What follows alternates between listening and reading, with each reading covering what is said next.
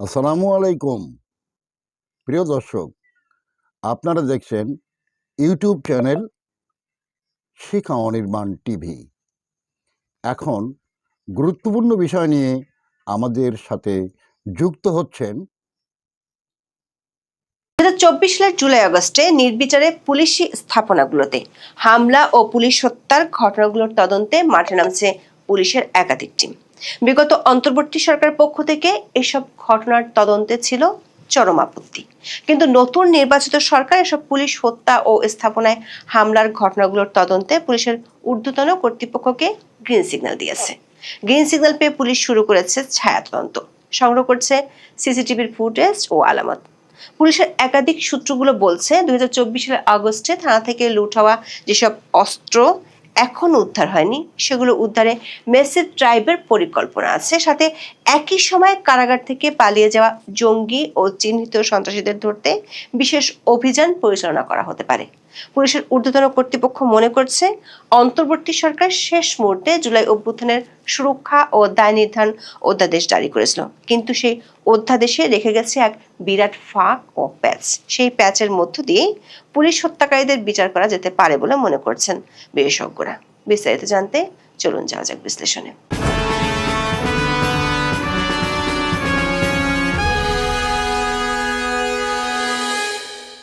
2024 সালের 20 জুলাই সারা ঢাকা শহর ছিল উত্তাল। সেদিন সকালে রায়েরবাগ এলাকায় এমন একটি ঘটনা ঘটে যা ছিল বিভৎস। টুরিস্ট পুলিশের এএসআই মোহাম্মদ মুক্তাদির মাতুয়াইলের বাসা থেকে অফিস ধরতে পল্টনের পথে রওনা হন। পথে তার পরিচয়পত্র দেখার পর একদল মানুষ তাকে পিটিয়ে হত্যা করে। এরপর মরদেহ রায়েরবাগ ফুটব্রিজে ঝুলিয়ে রাখে কয়েক ঘন্টা। একই বছরের 4 আগস্ট সন্ত্রাসী হামলায় সিরাজগঞ্জ জেলার এনায়েতপুর থানার ওসি আব্দুর রাজ্জাক সহ 15 জন পুলিশ সদস্যকে কুপিয়ে হত্যা করা হয়। তাদের কারো কারো লাশ গলায় রশি বেঁধে ঝুলিয়ে রাখা হয়, কারো লাশ পুকুরে ফেলে দেওয়া হয়। এই ঘটনায় পুলিশের একজন কর্মকর্তা বাদী হয়ে একটি হত্যা মামলা দায়ের করেছিলেন, কিন্তু অন্তর্বর্তী সরকার আমলে সেই তদন্ত এক কদমও এগোয়নি। একই দিন কুমিল্লার ইলিয়াটগঞ্জ হাইওয়ে থানার এক পুলিশ সদস্য সন্ত্রাসী হামলায় নিহত হন। পরদিন 5 আগস্ট রাজধানীর যাত্রাবাড়ি থানায় হামলা করা হয়। 4 জন পুলিশ সদস্যকে পিটিয়ে হত্যা করার পর থানায় আগুন ধরিয়ে দেওয়া হয়। থানায় দায়িত্ব পালনরত অবস্থায় পিটিয়ে হত্যা করা হয় কনস্টেবল আব্দুল মজিদকে।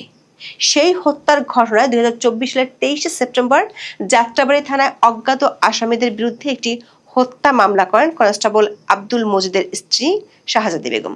কিন্তু অন্তর্বর্তী সরকারের 1.5 বছরের শাসনামলে এই মামলাটির তদন্ত শুরুই হতে পারেনি। দর্শক, জুলাই আন্দোলনে হামলায় আসলে কত পুলিশ মারা গেছেন তা নিয়ে আছে বিতর্ক। পুলিশ সদর দপ্তর জানিয়েছিল 44 জন সদস্যকে হত্যা করা হয়েছে। পুলিশ সদর দপ্তর থেকে তখন দেয়া এই হিসাব অনুযায়ী 2024 সালের 20 জুলাই থেকে 14 আগস্টের মধ্যে এসব পুলিশ সদস্য মারা যান।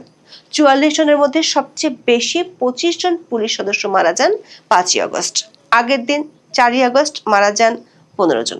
অঞ্চলভেদে নিহতদের সংখ্যা বিশ্লেষণে দেখা যায় ঢাকা মহানগর এবং সিরাজগঞ্জ জেলা ছিল সবচেয়ে বেশি ক্ষতিগ্রস্ত এলাকা।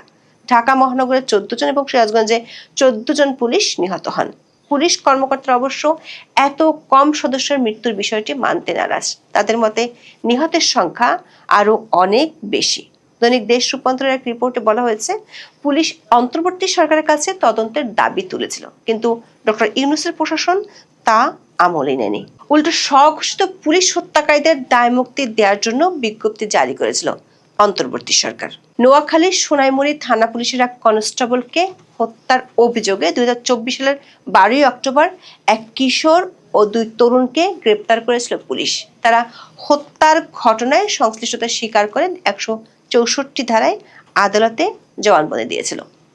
এই ঘটনায় সরকার তখনকার মিত্ররা বেশ ক্ষেপে যায়। 2 দিনের মধ্যে স্বরাষ্ট্র মন্ত্রণালয় থেকে বিজ্ঞপ্তি জারি করা হয়। 2024 সালের 15 জুলাই থেকে 8 আগস্ট পর্যন্ত জুলাই আন্দোলন সংশ্লিষ্ট ঘটনার জন্য কোনো মামলা, গ্রেপ্তার বা হয়রানি করা হবে না। তখন প্রশ্ন উঠেছিল, ওই সময় যেসব পুলিশ সদস্য হত্যাকাণ্ডের শিকার হয়েছেন তারা ন্যায় বিচার পাবেন কিনা। এছাড়া 5ই আগস্ট থেকে 8ই আগস্ট পর্যন্ত সারা দেশে হত্যা, লুটপাট ও অগ্নিসংযোগের ঘটনার শিকার ব্যক্তিরাও ন্যায় বিচার থেকে বঞ্চিত হয়েছেন। আন্দোলন চলাকালে সারা দেশের প্রায় 70% পুলিশ স্থাপনা হামলার শিকার হয়। পুলিশ সদর দপ্তরের তথ্য অনুযায়ী সারা দেশে মোট 639টি থানার মধ্যে 450 থেকে 460টি থানায় হামলার ঘটনা ঘটেছে। এর মধ্যে 114টি থানা ও পুলিশ ফাঁড়িতে ব্যাপক ভাঙচুর, লুটপাট এবং সরাসরি অগ্নিসংযোগ করা হয়েছে, যার ফলে পুলিশের দাপ্তরিক নথিপত্র, জব্দকৃত মালামাল এবং অবকাঠামো সম্পূর্ণ ধ্বংস হয়ে গেছে। শুধু 5ই আগস্ট ও তার পরবর্তী সময় 58টি থানায় আগুন দেওয়ার ঘটনা ঘটে।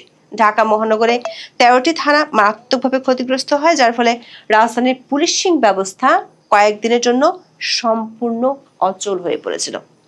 থানা ও পুলিশ ফাঁড়িগুলোতে হামলার সময় আন্দোলনকারীদের পাশাপাশি একদল দুষ্কৃতিকারী রাষ্ট্রীয় অস্ত্রাগার থেকে বিপুল পরিমাণ আগ্নেয়াস্ত্র ও গোলাবারুদ লুট করে। এই লুণ্ঠিত অস্ত্রগুলো পরবর্তী সময়ে অপরাধমূলক কর্মকাণ্ডে ব্যবহৃত হওয়ার আশঙ্কা থাকায় তা জাতীয় নিরাপত্তার জন্য এক দীর্ঘমেয়াদী সংকটের সৃষ্টি করেছে। পুলিশ সদর দপ্তরের সবশেষ পরিসংখ্যান অনুযায়ী সারা দেশের বিভিন্ন স্থাপনা থেকে 5,753টি থেকে 5,829টি পর্যন্ত আগ্নেয়াস্ত্র লুট করা হয়েছিল। এর মধ্যে ঢাকা মহানগর থেকে লুট হয়েছে 1,217টি এবং ঢাকার বাইরে থেকে 5,749টি অস্ত্র লুট হওয়ার প্রাথমিক তথ্য পাওয়া যায়। তথ্য মতে লুট হওয়া আগ্নেয়াস্ত্রের প্রায় 35% এবং গোলাবারুদের 52% এখনও উদ্ধার করা সম্ভব হয়নি। বিশেষ করে অত্যাধুনিক চাইনিজ রাইফেল, SMG এবং শটগানগুলো এখনও অপরাধীদের হাতে থাকার আশঙ্কা করা হচ্ছে, যা নিয়ে নিরাপত্তা বিশ্লেষকগণ গভীর উদ্বেগ প্রকাশ করেছেন। আবার SSF এর অভ্যন্তরীণ তদন্ত প্রতিবেদন অনুযায়ী 5ই আগস্টের ঘটনায় তাদের মোট 32টি অত্যাধুনিক অস্ত্র লুট হয়েছে। এর মধ্যে গণভবনের ভল্টে থাকা 2টি T56 এবং SMG এবং জাতীয় সংসদ ভবনের ভল্টে রাখা 6টি পিস্তল ও 200 রাউন্ড গুলি উল্লেখযোগ্য। দুষ্কৃতকারীরা 100 কেজি ওজনের 3টি ভল ভেঙে বা নিয়ে গিয়ে এই লুটতরা চালায়। সবচেয়ে উদ্বেগের বিষয় হলো গণভবনের ছাদ থেকে 2টি অত্যাধুনিক অ্যান্টি ড্রোন গান এবং একটি পুরো অ্যান্টি ড্রোন সিস্টেম লুট হয়েছে, যা রাষ্ট্রীয় VVIP নিরাপত্তার জন্য অত্যন্ত সংবেদনশীল ছিল। এছাড়া সংসদ ভবনের বিভিন্ন দাপ্তরিক তহবিল ও ব্যক্তিগত লকার থেকে প্রায় 90 লাখ টাকা লুট হয়েছে বলে সংসদ সচিবালয় নিশ্চিত করেছে। সংসদ ভবনের ভোটিং প্রযুক্তি, সাউন্ড সিস্টেম এবং টেলিকম সংযোগও আন্দোলনকারীরা ধ্বংস করে দিয়েছিল। অন্তর্বর্তী সরকার এসব অস্ত্র উদ্ধারে 2 দফা পুরস্কার ঘোষণা করেও কিছু করতে পারেনি। সূত্রগুলো বলছে, নতুন সরকার আসার পর পুলিশ হত্যা এবং স্থাপনায় হামলার ঘটনাগুলোর তদন্তে গ্রিন সিগন্যাল মিলেছে। দৈনিক দেশ রূপান্তরের খবরে বলা হয়েছে, স্বরাষ্ট্র মন্ত্রণালয় ও পুলিশ সূত্র বলছে, নতুন সরকার দায়িত্ব নেওয়ার পর পুলিশের স্থাপনায় হামলা ও সদস্যদের হত্যা করার বিষয়টি আলোচনায় আসে। এসব ঘটনায় মাত্র 5টিতে মামলা হয়েছে, আটক হয়নি কেউ। পুলিশের কোনো কর্মকর্তা এ বিষয়ে কথা বলার চেষ্টা করলেও সরকারের সহায়তা পাওয়া যায়নি বলে অভিযোগ আছে। তবে পুলিশের একাধিক ইউনিট হামলার আগে ও পরের ভিডিও ফুটেজ এবং আলামত সংগ্রহ করে রেখেছে। অন্তর্বর্তী সরকার সংকেত না দেওয়ায় পুলিশ সদর দপ্তর তদন্তের কাজ তখন এগোতে পারেনি। এখন পুলিশের স্থাপনায় হামলা, আগুন ও সদস্যদের হত্যার ঘটনা তদন্ত করে মামলা করতে পুলিশ সদর দপ্তরে বিশেষ বার্তা এসেছে বলে দেশ রূপান্তরকে নিশ্চিত করেছেন পুলিশ সদর দপ্তরের ঊর্ধ্বতন এক কর্মকর্তা। তিনি বলেছেন, প্রতিটি ঘটনার গভীরে গিয়ে এখন তদন্ত করা হবে। তাদের কাছে পর্যাপ্ত পরিমাণে আলামত থাকার পরও অন্তর্বর্তী সরকার সহযোগিতা না করায় তদন্ত ও মামলার বিষয়গুলো থমকেছিল। তিনি বলেন, মামলা হলে অনেক রাঘব বোয়াল ফেঁসে যেতে পারেন।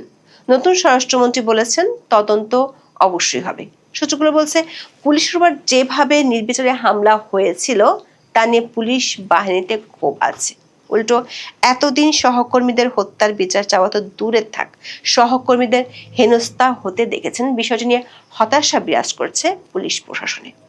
পুলিশের কর্মকর্তারা বলছেন, যে কোনো হত্যাকাণ্ডেরই বিচার হওয়া উচিত। প্রকৃত দোষীদের খুঁজে বের করে বিচারের আওতায় আনা উচিত।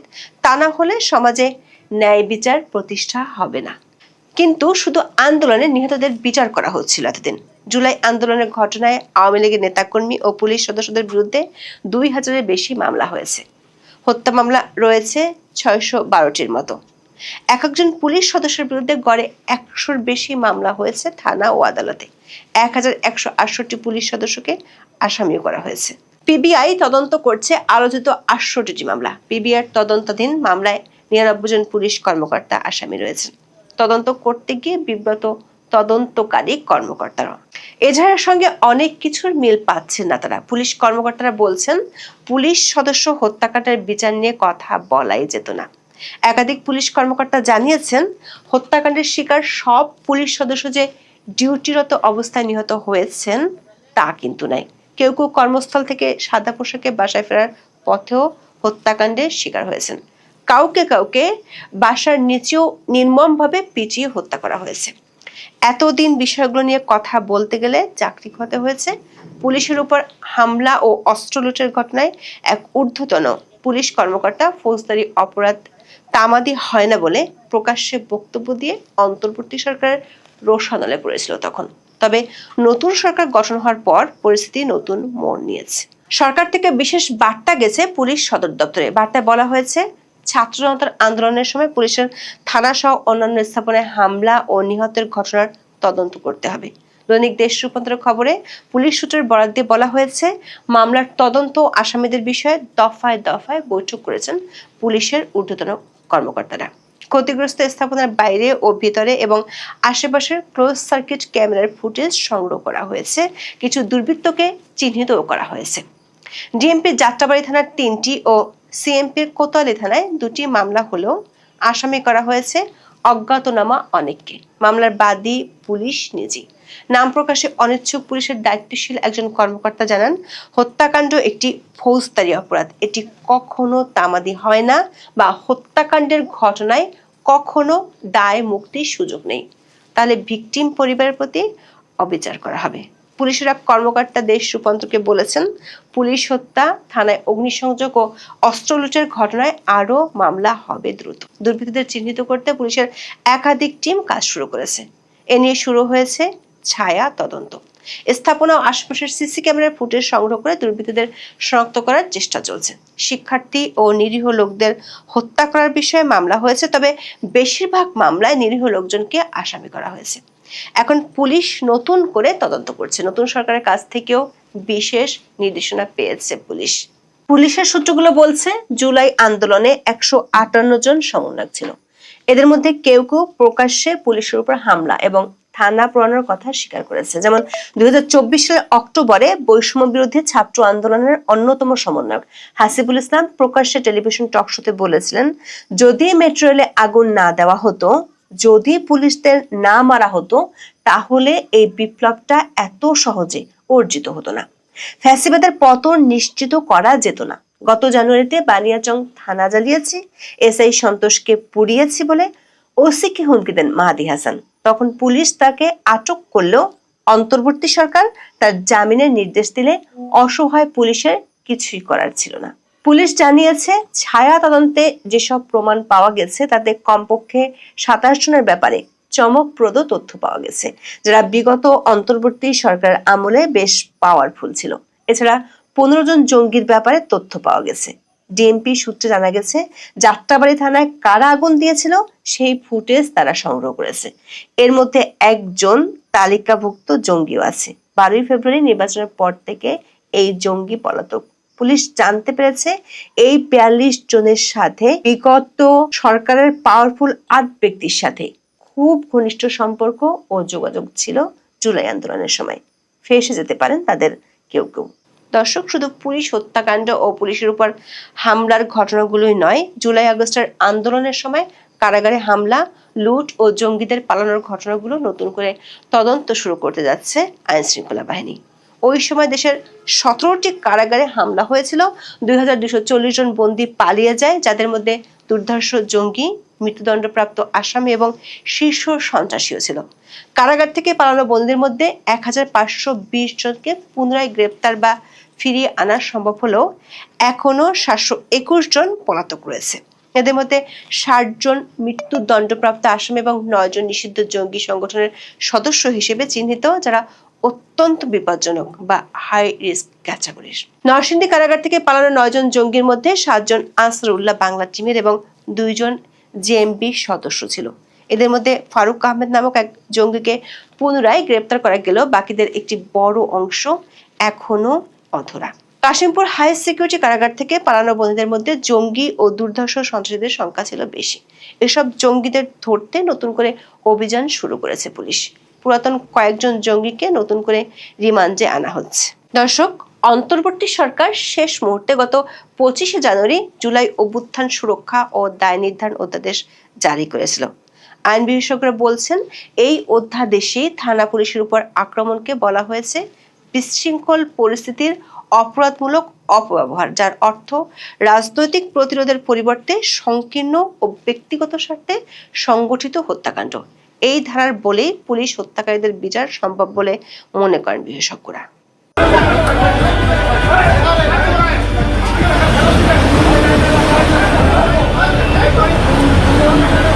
বাংলাদেশ ব্যাংক থেকে ইউনূসের নিয়োগকৃত গভর্নর আহসান এইচ মনসুরকে বলতে গেলে কর্মকর্তা কর্মচারীরা ধর ধর ধর বলে মব করে বিদায় দিয়েছে, সঙ্গে তার অনুচরদেরও বিদায় দিয়েছে, যাদেরকে নিয়ে বিগত 18 মাস তিনি বাংলাদেশের অর্থনীতিকে বলতে গেলে শেষ করে দিয়েছেন। প্রথমবারের মতো সরকারের নিয়মিত ব্যয় মেটানোর জন্য ধার করতে হয়েছে। আর সবচেয়ে বড় কথা যে কথায় কথায় ইউনূস সরকার দাবি করেছে তারা নাকি রিজার্ভ বাড়িয়ে $40 বিলিয়ন করেছে, অথচ বিদ্যুৎ খাত থেকে শুরু করে পদ্মা সেতুর ঋণের কিস্তি পরিশোধ না করা সহ নানা ক্ষেত্রে বকেয়া রেখেছে $25 বিলিয়ন কাছাকাছি। তাহলে রিজার্ভ থাকলো কত ভাই? আপনারা হিসেব করুন। ওদিকে 18 মাসে ইউনূস এবং তার সহযোগীরা দেশ থেকে $200 বিলিয়ন মতো পাচার করেছে, যা অর্থনীতিবিদরা বলছেন। এবার বলুন, এই আহসান এইচ মনসুরকে ধর ধর ধর বলে চিৎকার না করে কি উপায় আছে?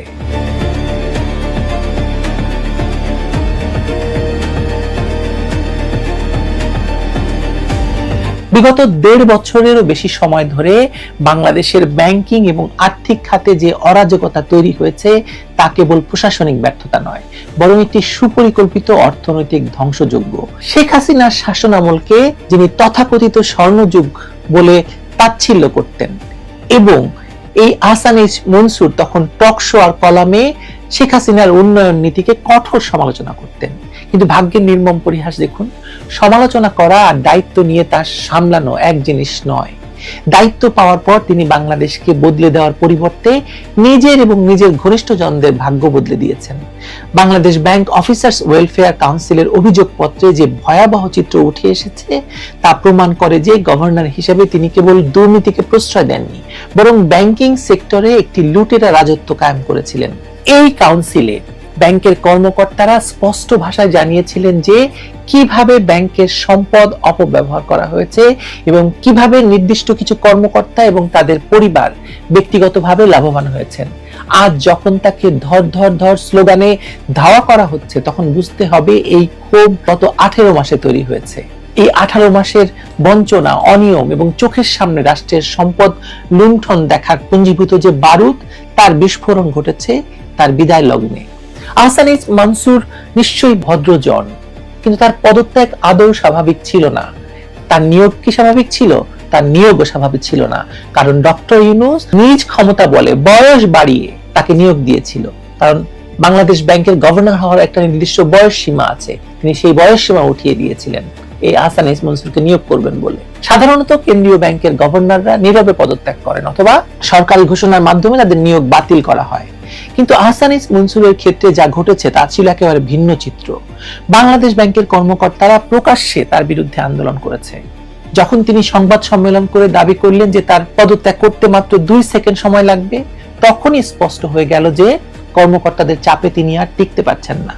বাংলাদেশ ব্যাংক অফিসার্স ওয়েলফেয়ার কাউন্সিলের পত্রে যে গুরুতর অভিযোগগুলো উঠে এসেছে, সেগুলো পড়লে বোঝা যায় যে কি ভয়াবহ কর্মকাণ্ড ঘটে গেছে এই 18 মাসে। মানি লন্ডারিং প্রতিরোধ আইনের সরাসরি লঙ্ঘন করে ব্যাংকের অপারেশনাল তথ্য পাচার, গভর্নরের স্ত্রীর ব্যক্তিগত পছন্দে 2 কোটি টাকার টয়োটা আলফ্রেডো গাড়ি কেনা, প্রাধিকার বহির্ভূত 4টি গাড়ির অবৈধ ব্যবহার এবং ব্যক্তিগত সচিবের মাধ্যমে মাসিক 50,000 টাকা গাড়ি রক্ষণাবেক্ষণ ভাতা উত্তোলনের মতো অভিযোগগুলো সত্যি গুরুতর এবং এই এনজিও ব্যবসায়ী আহসানিস মনসুরের বিরুদ্ধেই তো সেগুলো এসেছে। বিশেষত তার ডিজিটাল ব্যাংক লাইসেন্স বাণিজ্যের অভিযোগটি অত্যন্ত উদ্বেগজনক।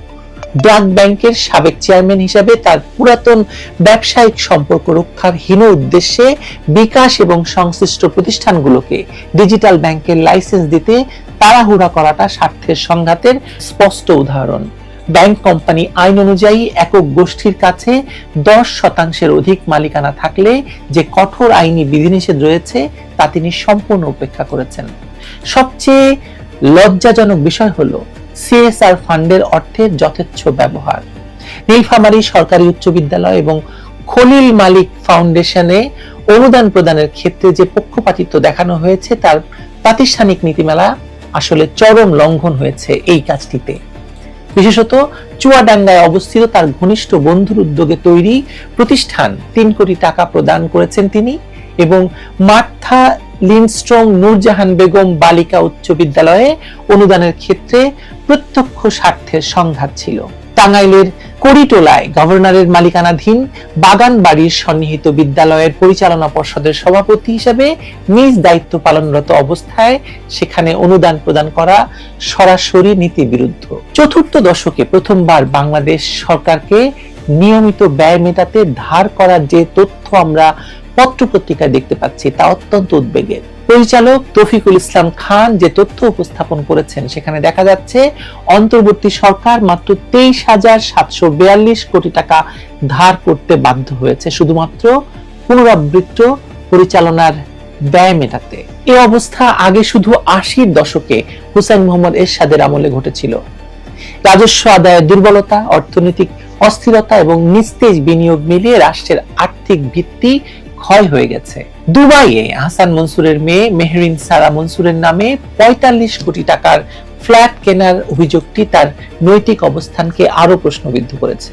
2024 সালের 24শে ডিসেম্বর দুবাই ল্যান্ড ডিপার্টমেন্টের দলিল অনুযায়ী আল জাদ্দা এলাকায় যে ফ্ল্যাটটি কেনা হয়েছে সেখানে তিনি কেবল অভিভাবক নন বরং সরাসরি মালিক হিসেবে নাম রয়েছে তার। তার দুবাই সফরের সময়সূচি এবং ফ্ল্যাট রেজিস্ট্রেশনের তারিখ সামঞ্জস্যপূর্ণ, যা তার শারীরিক উপস্থিতি প্রমাণ করে। অথচ তিনি পূর্বের দাবি করেছিলেন যে কোনোদিন তিনি বিদেশে টাকা পাঠাননি। তাহলে সে টাকাটা গেল কিভাবে? টাকার পাখা গজিয়েছিল। সবচেয়ে ভয়াবহ বিষয় হলো অর্থনৈতিক পরিসংখ্যানের এই বিভ্রান্তিকর উপস্থাপনা। ইউনূস সরকার দাবি করেছে তারা রিজার্ভ বাড়িয়ে $40 বিলিয়ন করেছে, কিন্তু বিদ্যুৎ খাত থেকে শুরু করে পদ্মা সেতুর ঋণের কিস্তি পরিশোধ না করা সহ নানা ক্ষেত্রে প্রায় $25 বিলিয়ন কাছাকাছি বকেয়া পড়েছে। তার মানে প্রকৃত রিজার্ভ দাঁড়াচ্ছে মাত্র $15 বিলিয়ন আশেপাশে। এর সাথে যদি 18 মাসে পাচার হওয়া $200 বিলিয়ন হিসাব যোগ করি তাহলে দেশের অর্থনীতির প্রকৃত চিত্রটি আরো ভয়াবহ। অর্থনৈতিক সূচকের দিকে তাকালে দেখা যায় ইউনূস সরকারের এই 18 মাস ছিল বাংলাদেশের অর্থনীতির জন্য এক দুঃস্বপ্ন। বিগত 4 দশকের মধ্যে প্রথমবারের মতো সরকারকে তার দৈনন্দিন পরিচালনার ব্যয় যেমন বেতন ভাতা রুটিন বিল পরিশোধের জন্য ঋণ করতে হয়েছে। রাজস্ব আয়ে যে নামমাত্র 6.4% প্রবৃদ্ধি হয়েছে তার বিপরীতে পরিচালন ব্যয় বেড়েছে 15.5%। এই ঘাটতি পূরণের জন্য সরকারকে প্রায় 24,000 কোটি টাকা ঋণ নিতে হয়েছে, যা 1980-র দশকে স্বৈরাচারী এরশাদ আমলের অর্থনৈতিক দেউলিয়াত্বের কথা মনে করিয়ে দেয়। বিদেশি ঋণের কিস্তি পরিশোধের চাপ বেড়েছে 37.4%, যা অর্থনীতির মেরুদণ্ড ভেঙে দিয়েছে। অথচ এই সময়কালে আহসানিস মনসুর ও তার সহযোগীরা উন্নয়নের ফানুস উড়িয়েছেন। তারা রিজার্ভ নিয়ে মিথ্যা তথ্য দিয়েছেন, বকেয়া ঋণ পরিশোধ না করে কৃত্রিমভাবে রিজার্ভের অঙ্ক দেখিয়েছেন বাড়িয়ে। সিপিডির মতো গবেষণা প্রতিষ্ঠানগুলো আজ স্বীকার করতে বাধ্য হচ্ছে যে এই অন্তর্বর্তী সরকারের ঋণের বোঝা আগের চেয়ে অনেক বাড়িয়ে দিয়ে গেছে। উন্নয়নের নামে যা হয়েছে তা হলো রাষ্ট্রীয় কোষাগার শূন্য করে নিজেদের পকেট ভারী করা। ব্যাংক কর্মকর্তাদের দ্বারা আহসানিস মনসুরের উপদেষ্টা এবং সহযোগীদের শারীরিকভাবে লাঞ্ছিত হওয়া এবং ঘাট ধরে বের করে দেওয়ার ঘটনাটি কোনো বিচ্ছিন্ন ঘটনা নয়, এটি হলো মব জাস্টিস, গণরোষের বহিঃপ্রকাশ। যখন প্রাতিষ্ঠানিক বিচার ব্যবস্থা কাজ করে না তখন দুর্নীতিবাজরা ক্ষমতার দাপটে ধরাছোঁয়ার বাইরে থাকে, তখন সাধারণ মানুষ বা ভুক্তভোগী কর্মকর্তারা আইন নিজের হাতে তুলে নিতে বাধ্য হন। সেই ঘটনা ঘটেছে কিনা আমি বলতে পারবো না, কিন্তু সেটা ঘটলেও অন্যায় হয়েছে।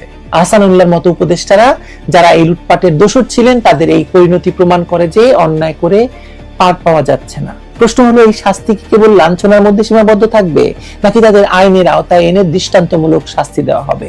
বাংলাদেশের রাজনৈতিক নেতারা দুর্নীতির দায়ে জেল খাটেন, কিন্তু আমলা বা টেকনোক্র্যাটরা যারা কলমের খোঁচায় হাজার হাজার কোটি টাকা লোপাট করেন, তারা সবসময় ধরাছোঁয়ার বাইরে থেকে যান। এই ইন্ডেমনিটি বা দায় মুক্তির সংস্কৃতি বাংলাদেশকে বারবার পিছিয়ে দেয়। 111-এর কুশীলবরা যেমন বিচারহীনতার সুযোগে বিদেশে পাড়ি জমিয়েছিল, আজ যদি আহসান এইচ মনসুরদেরও নিরাপত্তা দিয়ে চলে যেতে দেওয়া হয়, তবে ভবিষ্যতে আবারও অসাংবিধানিক শক্তি এসে দেশটাকে ছিঁড়ে খুঁড়ে খাবে। বিএনপি সরকারের হাতে আজ শত শত প্রমাণ রয়েছে যে কিভাবে জুলাই সন্ত্রাসের মাধ্যমে ক্ষমতা দখলকারীরা এই সরকারকে রাষ্ট্রযন্ত্রকে ব্যবহার করে লুটপাট করেছে। রাজনৈতিক সরকারগুলোর রেশারেশি থাকতে পারে, একে অপরকে মামলা দিয়ে ব্যস্ত রাখার সুযোগে এই অরাজনৈতিক দুর্বৃত্তরা মাঝখান দিয়ে দেশের সম্পদ লুটে নেয়। আজ সময় এসেছে এই বৃত্তটা ভাঙার। আহসান মনসুরের বিদায় বেলায় কর্মকর্তারা যে স্লোগান দিয়েছে তা কেবল একটি স্লোগান নয়, এটি জাতীয় দাবি। এখন ধর ধর ধর, আহসান মনসুরদের ধর, এবং তাদের পালের গোদা ইউনূসকে ধর। ধরে দেখান এবার। ভালো থাকবেন সবাই।